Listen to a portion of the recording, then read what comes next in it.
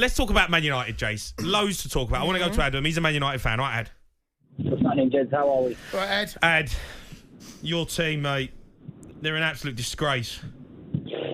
Tell me about it. You know. I think you two, if you look back to recent history, United under Ollie against Watford, this performance smelt of that 4-1 defeat against Watford, Ollie's last game. This performance just smelt of that. You know, you guys are ex-pros. I don't know. It doesn't even make sense for me to say that guys stop playing for the manager. I don't even know if that's a thing. Look, I can understand you stop playing for the manager or you lose a bit of hope in the manager.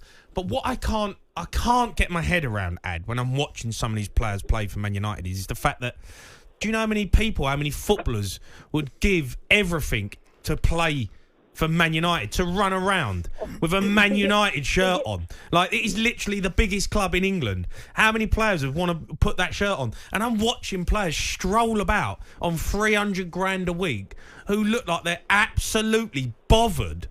And I'm watching them thinking, I can understand. If you're not good enough and you ain't got the quality to play for Man United, fair enough. You give your heart and your soul and the fans will, and then fair enough. Like Scott McTominay. But Jamie, what I'm watching is a disgrace. Jamie, can you hear me, Jamie? Yeah, go on. Let me ask you a question. When you was a player, right, and you used to turn up to Old Trafford the night before, what was it like? Well, I was thinking, here we go. Here we go. We'll try not to get beat 3-0 today and it'll be a half-decent result. I remember asking Gabby Agbonlahor, the same guy, I said, what was it like before when you used to turn up to Old Trafford? He used to say, I remember him vividly saying, well, if I got one shot off against Rio and Vidic, I've had a good game. Yeah. Now, teams are looking at the picture list and saying, when are we going to Old Trafford? When are they coming to us? The problem is, it's horrible. The problem is, it's what we see is what goes on the pitch.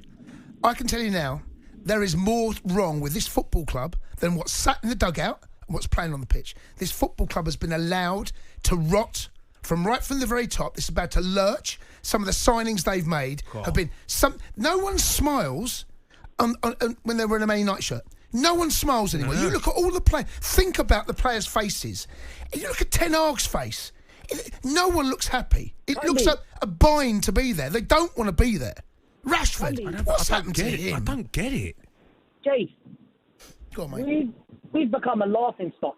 We've actually become, and you're saying now, no problem, like, yes, the club's got a fundamental issue throughout its core. I agree, 100%. But we're going to go through the same process again now. I've looked at the fixture list. Cool. We got Porto and Villa. But after the international break, we're going to get Jose, when we play Fenerbahce. Yeah, you got Fenerbahce, yeah. We've got Brentford, who, for some strange reason, the first 10, 15 minutes, they just look like a completely different team, and we can't handle teams that start fast. We got excited over that. I remember people calling up after that Barnsley result. I just wanted to tell everyone, just shut up. It's Barnsley. Yeah. Just chill out. Like, we are getting too excited over a team where we should have won a game. It shouldn't even be happy that we beat Barnsley. That should have been a confidence boost. We got big issues. And would you sack him now, Ed? I called you after the Palace game last season. I said, don't even let him on the bus. Yeah, but see, sacking him. We're still having him now. No, Jace, we can't keep sitting here and saying, sacking him doesn't solve the problem. Come on, mate, it does. No. It solves a big problem. All it does is just change the man in the dugout. Look, what is wrong at that football club, right from the very top, under the glazer? Jim Ratcliffe come in, right? You heard some of the rumours knocking about how he thought that club was run. He felt that the club was mismanaged. Wants to come in and make some big changes. But look at the transfer market. I'm going to go through some of the players they bought. What has happened to Anthony, right? Well, what? No, but seriously, garbage. that has been... Mason Mount, right? I know he's had injuries. What's happened to Mason Mount? Is there something at that football club? Because you look at Jadon Sancho now, right? I know. You look at him and his body language. I know.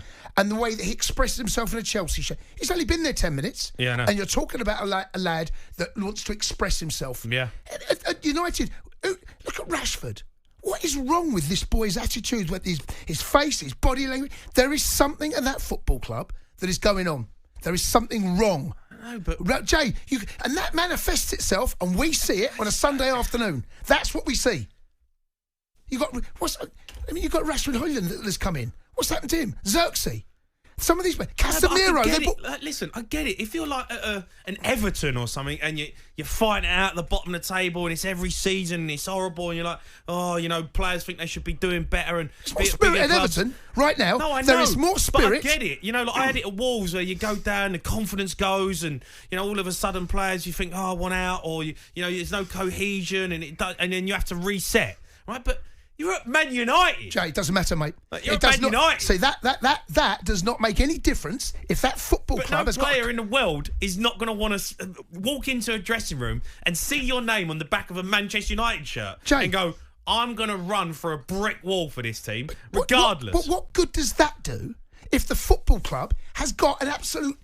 running right through it, a disease right through it? How is that going to help anyone? Look at the body language. Look, I tell you what, you mentioned Everton. I'm glad you did. If one thing to say about Everton this season, yeah, they're down on that. Yes, there's points they should have taken when they're taking 2-goal leads.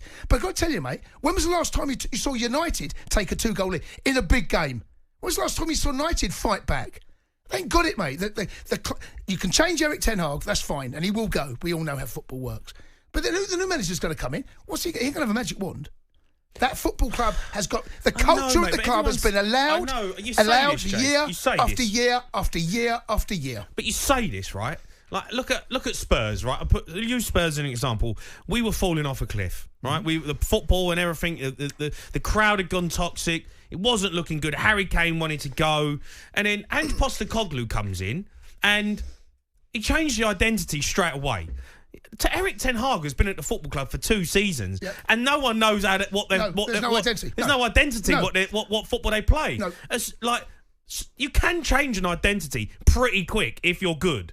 And Ange Postecoglou's coming at Spurs, and all right, he's got things wrong, but I tell you what, you know how they're going to play every week. You know what football they're going to be, and you know who they're going to be as a team. I'm not saying that Erik Ten Hag ain't part of the problem, because he very much is. But what I am saying to you, Jay, is that something at that football club is wrong.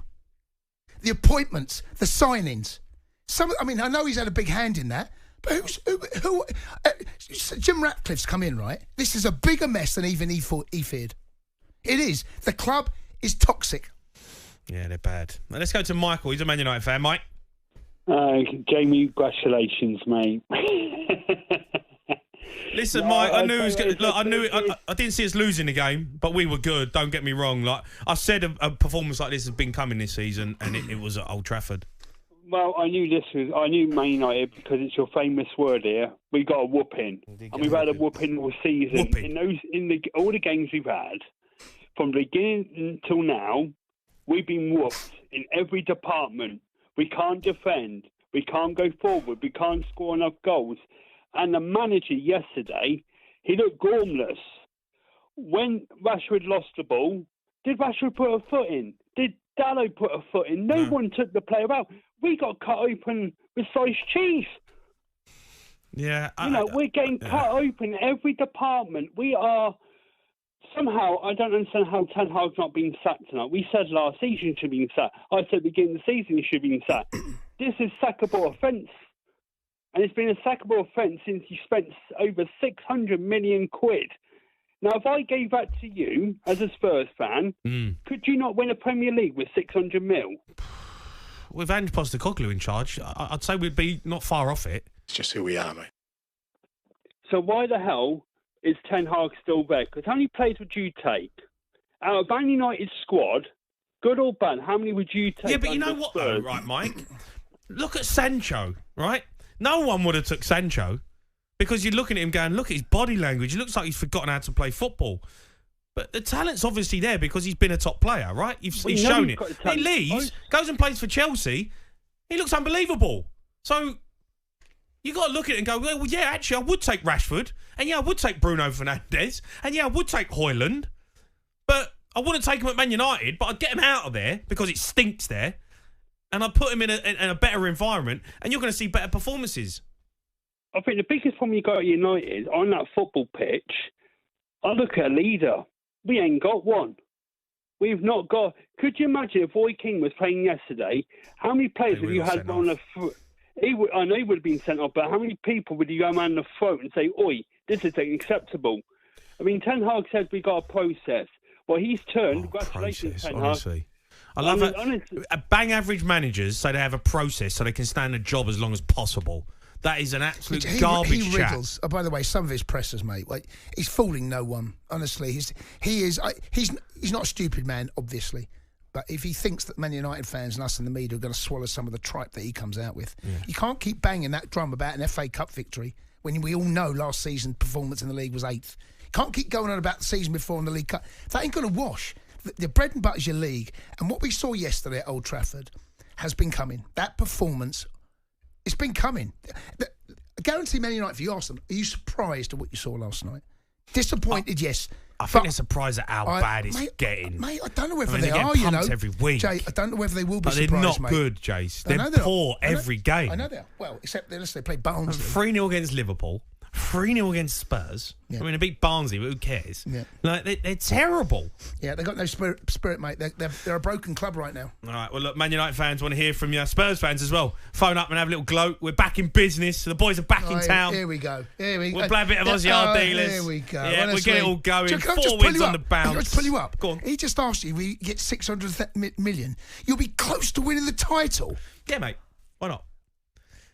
I mean, do you know what? The thing is, right, I was looking at you thinking you're going to wink at me in a minute and smile. You kept a straight face. What is wrong with you Spurs fans? What are you talking about? Give us money. You have one victory, Give us money. 2 weeks ago. Give us money. 2 weeks ago, Spurs fans phoning up saying, Ange Postecoglou, we want him out.